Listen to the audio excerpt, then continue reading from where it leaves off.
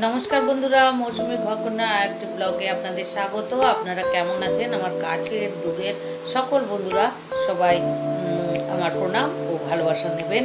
তাহলে চলুন আজকে আরেকটি নতুন রান্না নিয়ে হাজির হই, আপনাদের সঙ্গে শেয়ার করি। আপনারা দেখতে থাকুন, সাথে থাকুন, পাশে থাকুন। আজ দেখুন মৌরলা মাছ এনেছে। আজ এই মৌরলা মাছকে আমি দুভাবে রান্না করব, দেখতে থাকুন বন্ধুরা। আর এই যে পেঁয়াজ কুটে নিয়েছি, দুটো টমেটো কুচিয়ে নিয়েছি। আসুন তাহলে মৌরলা মাছটা রান্না করি, আপনারা দেখতে থাকুন।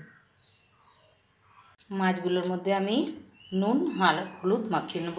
এই হলুদ দিয়ে দিলাম, এবার দেবো নুন।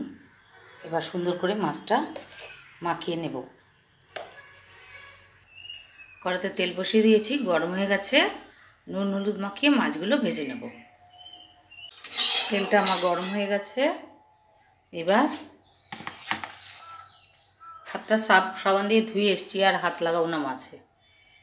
মাছগুলো ভেজে নিচ্ছি।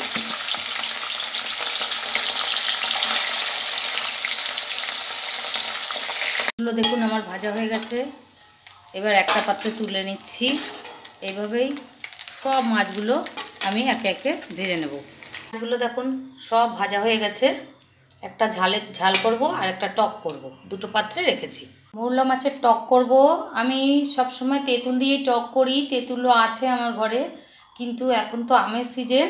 আমি তিনটে গাছ থেকে পড়েছিল, একটু নরম নরম হয়েছে, তিনটে আম কেটে নিয়েছি। এই আম দিয়ে আজ প্রথম মৌরলা মাছের টক বানাবো। মাছগুলো ভাজা হয়ে গেছে নুন হলুদ মাখিয়ে। এবার আমি দেখুন মাছের টক বানাবো, তার জন্য ফোড়নের জন্য নিয়েছি দুটো শুকনো লঙ্কা আর কালো সর্ষে। বাটিতে করে মাছের টক করব দেখুন, তাহলে আর নামানোর ঝামেলা থাকবে না। এই যে আমি তেল দিয়ে দিয়েছি খানিকটা, তেলটা গরম হোক। এবার তেলের মধ্যে আমি এই যে সর্ষে আর শুকনো লঙ্কা মাঝখান দিয়ে চিড়ে নিয়েছি। শুকনো লঙ্কা চিড়ে নেবেন, নাহলে ফেটে চোখে মুখে আসতে পারে। ফোড়নটা দিয়ে দিলাম, ফোড়নটা ভাজা হবে। ফোড়নটার মধ্যে আমি একটু হলুদ দিয়ে দিচ্ছি, যাতে ছিটে গায়ে না আসে। এবার আমি আমগুলো দিয়ে দিচ্ছি। দেখুন এই আমগুলো দিলাম, হলুদ দেওয়াতে ছিটে গায়ে এলো না। আমগুলো সুন্দর করে নাড়িয়ে নিচ্ছি একটু হালকা করে।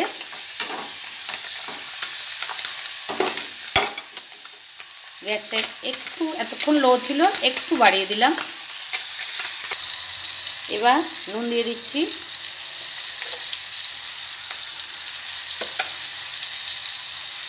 এবার দিয়ে দেবো জল, আমগুলো সেদ্ধ হবে। একটু বেশি করে দিলাম, কারণ টক তো একটু পাতলা পাতলা হলেই ভালো লাগবে। এবার একটা পাত্র দিয়ে ঢেকে দেবো, আমগুলো সিদ্ধ হয়ে নেবে। দেখুন মাছের টকের এই যে সুন্দর করে ফুটছে, আর একটু ফুটবে, আমগুলো সেদ্ধ হবে। দেখুন আমার আম সেদ্ধ হয়ে গেছে। এবার আমি এর মধ্যে মাছগুলো দিয়ে দিচ্ছি। মাছগুলো কিন্তু হালকা করে ভাজবেন। অনেকে কাঁচা দেয়, আমরা কাঁচা মাছ খেতে পারি না, তার জন্য আমি হালকা করে ভেজে নিয়ে তারপরে টকে দিই। আমি আম দিয়ে কোনো দিন মৌরলা মাছের টক করিনি। এবার আরেকটু বাড়িয়ে দেবো, মাছগুলোর সঙ্গে সুন্দর করে ফুটে যাবে। কারণ কড়া ভাজতে নেই টকের আম, কারণ টকে দিলে আম মানে মাছগুলো শক্ত হয়ে যায়, তাই হালকা করে ভেজে আমি দিয়েছি। দেখুন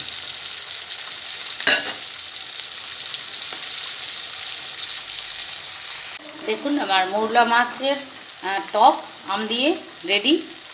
একটু পাতলা ঝোল করেছি, কারণ ঝোলটাই আমরা বেশি ভালো খাই। কেমন হলো একটু কমেন্ট করে জানাবেন প্লিজ বন্ধুরা। আম দিয়ে মৌরলা মাছের টক রেডি। কেমন হলো বন্ধুরা একটু কমেন্ট করে জানাবেন। আমি এই প্রথম আম দিয়ে মৌরলা মাছের টক করলাম। আমরা সারা বছর টক যা করি হচ্ছে তেঁতুল দিয়ে করি। মৌরলা মাছের ঝালের জন্য মাছগুলো তো ভাজা হয়ে গেছে, আর ফোড়নের জন্য নিয়েছি অর্ধেকটা শুকনো লঙ্কা আর সাদা জিরে। একটা বাটিতে আমি ধনে গুঁড়ো, জিরে গুঁড়ো, কাশ্মীরি লঙ্কা গুঁড়ো, লাল লঙ্কা গুঁড়ো, হলুদ, নুন সব নিয়ে নিয়েছি। এটা এবার একটু জল দিয়ে গুলিয়ে নেব।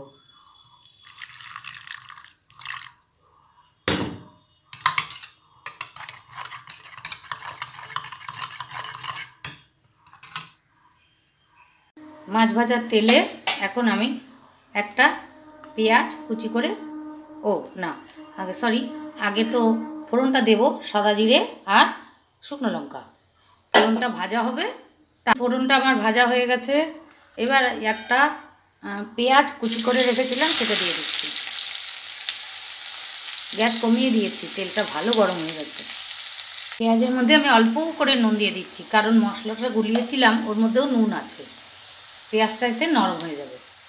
পেঁয়াজটা অনেকটা নরম হয়েছে। এবার আমি টমেটো দিয়ে দিচ্ছি।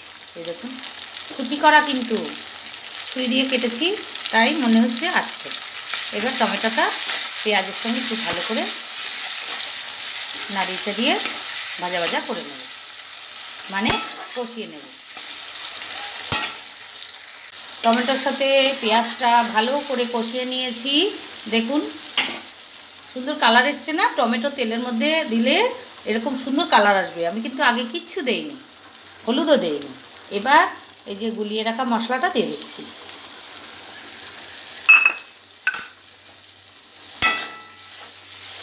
এবার এই মশলাটা দিয়ে একটু ভালো করে কষিয়ে নেব। গ্যাসটা একটু বাড়িয়ে দিলাম।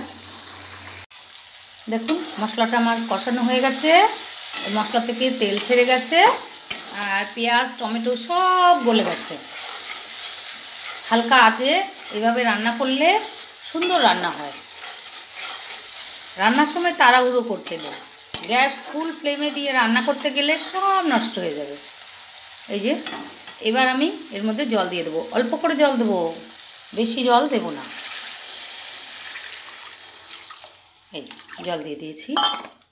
এবার ঢাকা দিয়ে দেবো। ঢাকা দিয়ে দিয়েছি, ফুটে উঠলে মাছগুলো দিয়ে দেবো। মৌরলা মাছের ঝাল আমার রেডি। এবার উপর দিয়ে আমি গরম মশলা ছড়িয়ে দেবো। আমি আস্ত গরম মশলা শুকনো খোলা টেলে নিয়ে গুঁড়ো করে রেখেছি, সেটাই সব রান্নায় শেষের দিকে ছড়িয়ে দিই।